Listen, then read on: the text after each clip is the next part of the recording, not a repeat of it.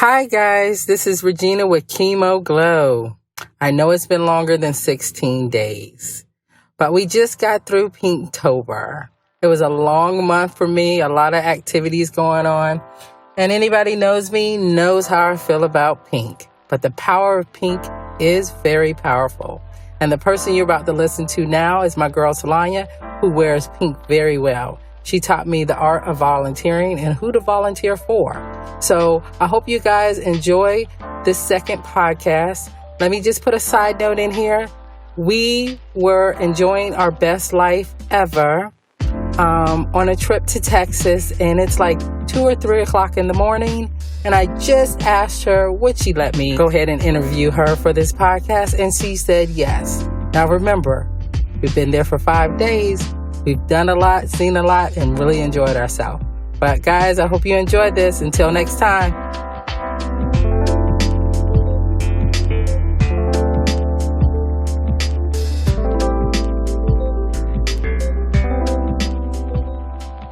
Hello guys, and you're listening to Chemo Glow. Today I have Telonya, who is actually my first guest on my podcast. I thought it would be important to have her as my first guest for so many reasons, and she has no idea what I'm about to ask her. No idea. First, let me set the scene. We have been on a holiday for what, 5 days? Yeah. 5 days. Yeah. Enjoying life, living our best life. And this is one of the places that I wanted to do her interview simply because I found myself starting to see that I could have a good life in Texas. And we'll get to that. But first, let me introduce Telonya. Hello. So Telonya, tell me how you're connected to like the glow. Tell me a little bit about yourself. I am a 9-year breast cancer thriver, survivor, whatever you want to call it. I've known Regina since, good Lord, 2010? 2010, 2011? Yeah. Uh-huh. Yeah. September. Yep. Mm-hmm. I actually met Telonya on my birthday, September 22nd. It was one of my hardest days because I just had chemo and someone told me to go to this support group, and going to this support group called what's the name Sisters Network. Sisters Network. Triangle. NC. Yes. Miss Valerie Worthy was the one that told me that I should come out, and I did, and it just happened to be my birthday. I had my twin sister with me, and she's a waterhead, by the way, but I had my twin sister with me, and they kept saying they have the right person for me to meet because I was lost in this whole thing that we call this whole breast cancer world. So tell me a little bit about how you found the Sister Network, or if you want to share anything about, when you were first diagnosed.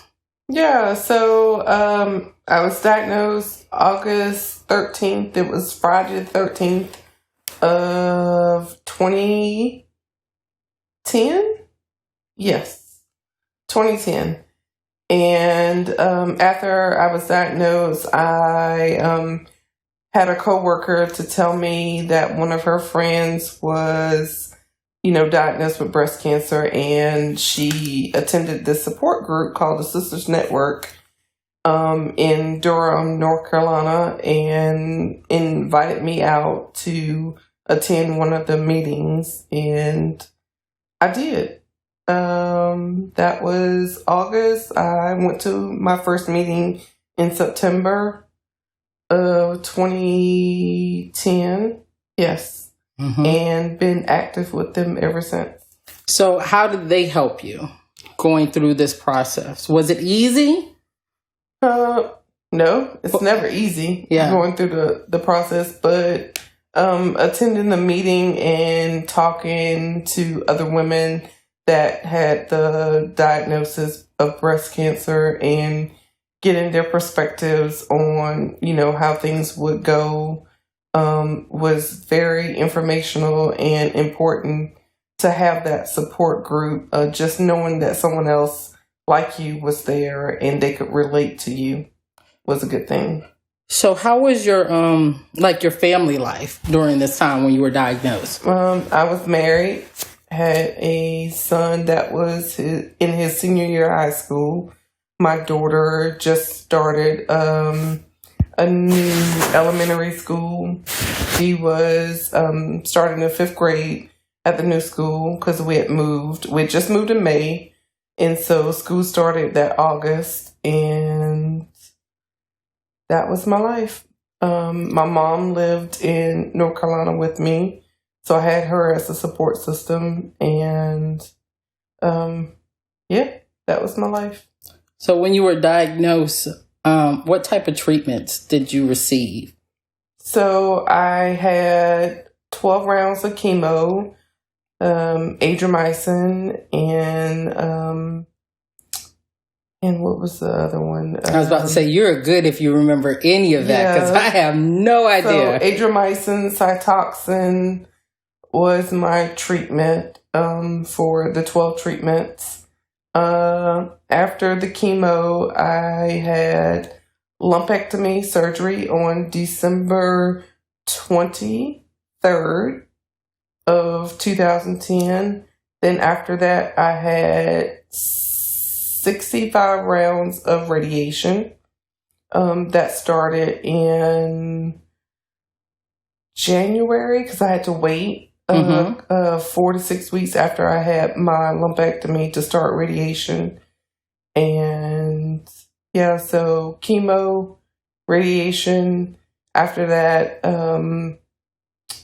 tamoxifen. Then from tamoxifen, I started taking aromasin. So I have 1 more year of aromasin. What a lot of people don't know is that after you go through your active treatment, you still have to take some type of, or you have a choice to take some type of treatment afterwards, which is normally like a pill.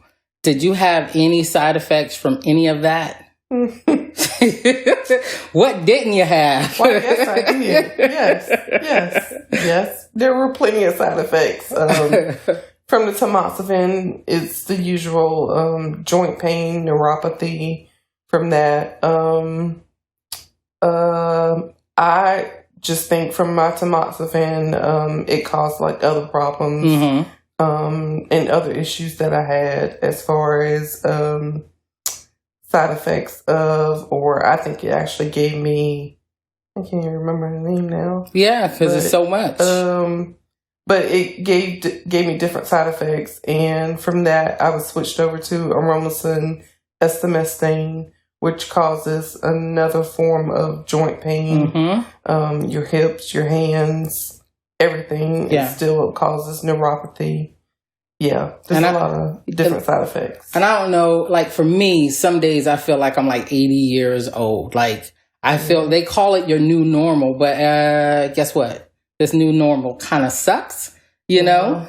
I'm happy to be on the other side. I'm happy to be in the land of the living. But I've learned during my process that I can be grateful and sometimes annoyed at the same time. Because I think when your hair grows back, after you go through treatment, everybody's life goes on, which is understandable. But you are still dealing. And, you know, being so many years out, you're still on medication. You're still dealing with side effects. You still go to doctor's appointments. I go every 3 months. Every 3 months to your oncologist, right? Yeah. And it seems like as soon as you get some type of routine, you're going back to what?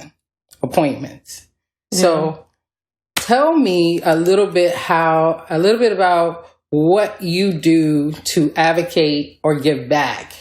Because it is Pinktober, and I always joke about Pinktober. But Telonya is the person that taught me that pink has power in it.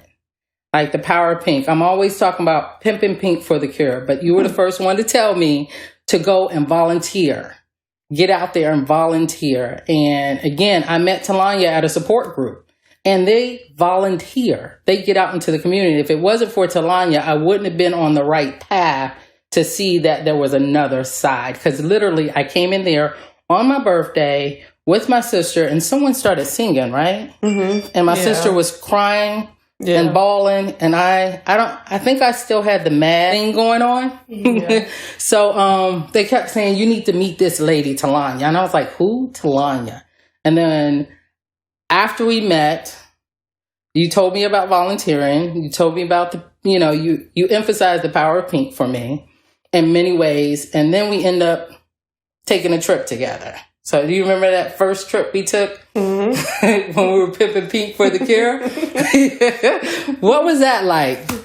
Because you just really met me. Yeah. And I was so like, how was I when you met me? Quiet. Just, I think you were taking everything in of what was being given out, or just everything that was being talked about. So you were just trying to understand or figure it out where you were at in your, I guess, your way of going through this deadly disease. Yeah. Just trying to take it all in. And I mean, I'm not sure if it was a lot of you taking it in at that moment, but it was just more so just being quiet and just observing everything in the meeting. Yeah. And the trip. The first trip. And I was still actively in treatment at that time. And I think it took us, our first trip was a walk to Texas. What part of Texas were we in? Houston, Texas, with the Sister Network. This is an amazing event. And I was still actively in treatment. We had to fly here. And I had lymphedema and I had other stuff going on. And I don't think I could even walk for a very long time. Couldn't walk that fast. Couldn't walk that fast. Take our time and walk. Because it was just a lot. It was 3 miles. Yeah. 3 mile walk. Just, some hills, some straightaways. But still, anyone going through treatment, it was still going to be a tough time for them to complete the walk or start the walk or whatever. But I think it took us over. Did it take us over 2.5? Yeah, 3 hours? It took us a minute, but people were still walking. Yeah. We took our time. We made it through, and we finished it. And that was a good thing to you. We took breaks in between. We stopped and got water and stuff like that. But we made it through. We finished it. We completed it. We completed, yeah. Yeah. And that was the first time where I was around people who were at the beginning, the end, or in the middle. And then plus I had family, my cousin, and his family came down and they supported us in Texas. And not only did we complete the walk, but they paid for everything. They paid for our flights, they paid for our room, and they also had different seminars to go to. Yeah. So it was more than just a walk. It was about information. It was about, you could pick a group to go to, and you were able to room with different people to have an understanding. And I didn't do it just one time. I was able to do it twice. And the second time we came, I believe I completed the walk a little bit faster. Yeah, you finished treatment. We got through it a little bit quicker, a little bit faster. But it was still inspirational, a good thing, because we saw other people that were on the same walk that we were on when we first came out there, whether they had just started chemo or still going through treatment. Some had lost their hair, some still had the hair, some hair was growing back. It was just all different types of different walks that people were going through, women were going through, that we were able to look at and say, you know what? We started there. This is where we are now. Yeah. We're just going to keep walking, keep thriving, and keep supporting. So why do you continue to do what you do? Because I know that you have lost some friends along the way. Why do you continue to volunteer, continue to support, continue to be that person? Because it's not easy. I used to call you up in the middle of the night and be like, what is this about? Like, I was just pissing mad at sometimes. And the way you handled me that has to take a lot sometimes. Because, I don't know if I'm the only one calling you or if you're going to go volunteer and help someone else. How do you keep going? Well, it's God. It's a purpose. I'm here for a purpose. I'm here for a reason. That's all I can say is that I'm here because God wanted me to be here and wanted me to keep giving, keep empowering, keep motivating, and keep doing whatever I can do to continue fighting for the ones that are not here any longer, and keep remembering them, keep just doing whatever you can do to keep that light still shining, keep that fire going for them. Because it's just not October. And I understand what October is about, but October comes and goes, and sometimes it's difficult. Some people do not like the month of October. I get it. I understand it. Yeah. But, I mean, it's not just about Pinktober or October. It's about every day of the year. Mm-hmm. You just keep doing it. You not only do it in October, but you do it every single day of every single month, of every single year. You just keep fighting and keep going. As long as you have breath in your body, you keep supporting, keep empowering, and doing what you can do. So what is the biggest lessons that you have learned during this time that you've been going, from the time you were diagnosed to us really sitting here living our best life in Texas? What are some lessons that you've learned or something you would like to pass along? Well, that you wake up every day. Every day you wake up, it's a gift. Yes. It's a gift that you have. And you just need to do whatever you can do to make that the best day ever, because you just never know what life has to bring to you. I mean, if it's not cancer, it's other things that are taking your lives from you or your last breath from you. So you wake up every day with a thankful heart, a giving heart, and you just motivate the next person, because you just never know if you'll see that person again. Yes. If that day will be their last day on this earth or not. And you thank God every single day that you're here. When you wake up, your feet touch that ground. You're giving all thanks to God, and you're thankful. And you just do whatever you can that day to make that the best day of your life. And I must say, Telonya, that you have had the ups and downs, but you will joke your way through it. You will smile about it. I was in ICU. Did you bring me a biscuit or something from your favorite biscuit place? Oh, yeah. Chapel Hill. Chapel Hill. I'm sitting there in ICU, and all of a sudden, I had an infection.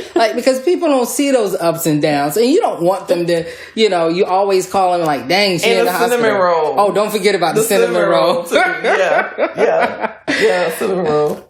Coming and being at my house, being there for my kids, being there for my family, being there for my husband, knowing that you still are there for other people. Nah, I wasn't there for your husband, but I was there for you. Wait a minute. Yeah. He broke his leg. You remember? Oh, God. Oh, yeah. And so for some of y'all don't know, I have twins on. My husband broke his leg 7 days after I gave birth. Bless his heart. Bless his heart. And we'll definitely discuss that on a later podcast. But 7 days after. Now, I had set my schedule with everybody that I needed to be there for my girls. And I actually convinced my husband to go mountain biking, because we had so much help. The love was so real. We had so much help. And I don't mean to laugh about it, but, it was funny. It was funny because my husband, came home and he was like, I'm okay, whatever. But, he was worried that, we weren't going to be able to get through this. And I was like, you're the hiccup. Not the girls, not me. We got this. And Telonya stayed there. Her mom was there. That's how her mom became my girl's Bobby. That is their grandmother. So no, you were there, so I wouldn't have to choke him out on some days. You could agree to that. He was jealous. He wanted some attention too. So, he just had to break his leg, right? Gonna break my leg. No. You might have breast cancer, and you might have twins, but you know what? I'm going to break my leg. I want all the attention on me. And I don't care that you have another surgery 2 months later. Who cares? Who cares about that? It's all about me. But I'm telling you guys, if you don't laugh at some of this crappy stuff that happens to you. I remember visiting you in the hospital. Yeah, laugh at your pain. You had to laugh at your pain. And the things... And that day, if I could share that day, you had surgery and you was like, yeah. I just didn't wake up. They had to revive me like it was nothing. I was like, excuse me? So you telling me that they had to revive you? And you're like, yeah, it's nothing. I'm here. I'm good. Like, who does that? Yeah. Telonya. No need to dwell in the past. That was the past. The past was like 4 hours. 4 hours ago. Yeah, let's move on from there. But that is the power of what you give, not just to me, but to the community. Even with American Cancer Society. You're the one that got me interested in that. The last thing I wanted to do was go volunteer. And I had just tore my meniscus, or I had a small tear. I was walking with a cane, still recovering from treatment, still on the medication. I'm hobbling in there, and I end up working for one of the most amazing women, volunteering for one of the most amazing women that I know, Tracy Smith. I go in American Cancer Society thinking that they have a team of people helping Tracy. Yeah. No. Call volunteers. It is her and her volunteers, which means you have to have a good communication skills when you're working with people who've gone through treatment, have side effects, sometimes can't remember what you just told them. But I volunteered, I think for 4 years. I chaired the event, and I started volunteering 40 hours a week. Yeah. Like it was a job. Yeah, like it was your job. Yeah. But I found out that's what I needed. Yeah. Because I had to see other people who were in the same walk that I was in. And it started out with the fashion show that I wasn't even in. That was a disaster, but we won't talk about that. No comment. No comment. But I was able to read other people's bios. I was able to really connect. And it was so amazing. And that's why I did it year after year, even after you moved, year after year, because they actually, she also was someone else that taught me the power of pink. Tracy, she was like, I'm not spending any money. You guys have gone through breast cancer. They should donate. They should give back. They should fundraise. I've seen her go into a conference room and leave out of there with them writing a check to support American Cancer Society, which stays right there in the community. Yep. So it's important. It's so important to give rides, to do funding, grants, to give me a chance to volunteer and find myself. Yep. I was a better person because of that. I was a better mother. I was a better friend. I was a better family member. So, thumbs up to American Cancer Society. I hope to get Tracy on this podcast because she is amazing. She is. She's truly amazing. She's a force to be reckoned with. And she definitely is out there pimping pink for the cure, which is very important. It's very important. Well, before we close this out, again, we are in Texas. Would you say you're enjoying yourself? I'm having the time of my life. We fly out tomorrow, right? We've been here for 5 days, don't want to go. Yeah. What'd you get from this weekend here? And every weekend, because we've made this a routine to come here. We started walks here. Yeah. And now we come and we stay with my cousin and his family. Yeah. What do you get from these times that we come? It's awesome to just come and let your hair down and relax and just be free. Yeah. A free spirit, just free to do whatever There's no judgment zone here. There's no nothing. Just come, have fun. Nobody cares about your boobs. Yeah, nobody cares about your boobs without makeup, Nope. or hair, or whatever. Just come and be free and be you and let go. And it's the best time ever. Like, this is my new vacation place. Yeah. Yeah. And we fly in from different parts. Yep. And I'm we just in Atlanta come now. Yep. Yeah. And I'm in the Carolinas. I'm in Durham, and we had another person fly up. And hopefully I'll be able to get her to talk about it. But having everybody here is so amazing. And I don't know if they know how therapeutic this is for us to just be free and not care. I think they know. Yeah. Yeah. Oh, well, our gift baskets. I mean, they know. They know. Yeah, they know. And I think that's why we're welcome to come back anytime. Anytime. Yes. Yeah, with open arms. Yes. And it's just a love vacation. Yeah. They just love on us, and they just love on us. I don't know. I can't explain it, but and our husbands, and our family. Yeah. They know that we're going to be gone for 4 to 5 days. Yeah. And we come back, I think, better people because our spirit is so good. Yeah. Yeah.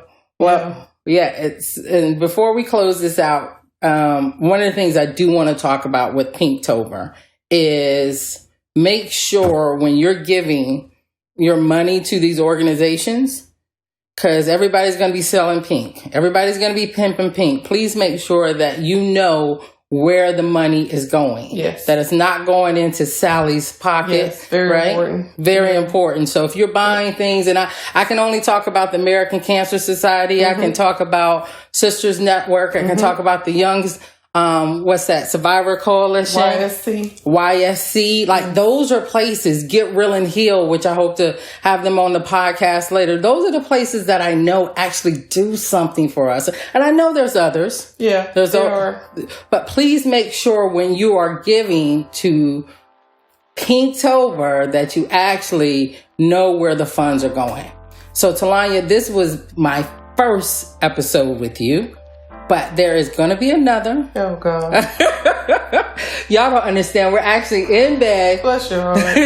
Have to get up for a flight. And I was like, can I get 30 minutes of your time? And you know what? I'm at 26 minutes and 31 seconds. So I did well. So because you about to conk off, aren't awesome. I did well. 2.2 seconds. Well, guys, I want to thank you again for listening to Chemo Glow. Please continue to listen. You can catch me on my Facebook, on Instagram. Yes. All those things. Listen. So this one will be coming out. Share with your friends. Share with people that are not your friends. Yes. Even the ones you don't like. Share with them too. It's important. We want to save lives here. We want to keep giving back. So thanks again. Thank you, Telonya. And you can go to sleep now. Oh. Good night. Night.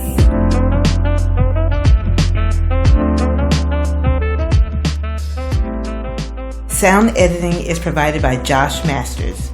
If you like what you hear, please rate and review the podcast in iTunes. Connect with Chemo Glow on Facebook, Twitter, or Instagram. You can also find more content at chemoglow.com.